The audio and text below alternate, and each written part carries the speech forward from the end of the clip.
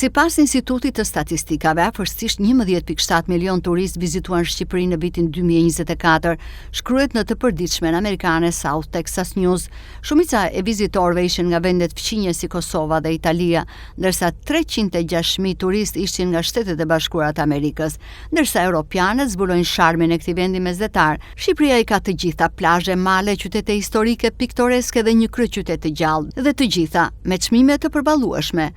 dhe me një atmosferë miqësore, ndërsa Riviera Shqiptare zë një vend të rëndësishëm në listën e përzgjedhur nga e përditshmi amerikane. Si një pikë takimi e deteve Adriatik dhe Jon dhe maleve dramatike që rrethojnë Bregdetin, plazhet janë të larmishme dhe të bukur, ndërsa Ksamili, i vendosur pranë kufirit me Greqinë, ka qenë prej kohësh një destinacion popullor, siç dëshmohet nga strukturat e epokës së hekurit greke, romake dhe bizantine të gjetura në parkun arkeologjik të Butrintit. Saranda është një nga qytetet më të gjalla në Bregdet, me shumë ndërtesa të larta, një port të mbushur plot me jahte dhe një tragjet të shpejtë për në Korfuz për vizitorët ditor. Vlora është zemra Rivierës Shqiptare, qytete si Imara dhe Dërmiu janë vend pushimet më të preferuara fal atmosferës së qetë, por do të gjeni dhe fshatra të vegjël dhe plazhe private. Vlora ofron një gjitë madh mahnitës përballë gadishullit të Karaburunit, ku mund të bëni ture me vark në gjire të vogla dhe plazhe të fshehur. Ishulli i Sazanit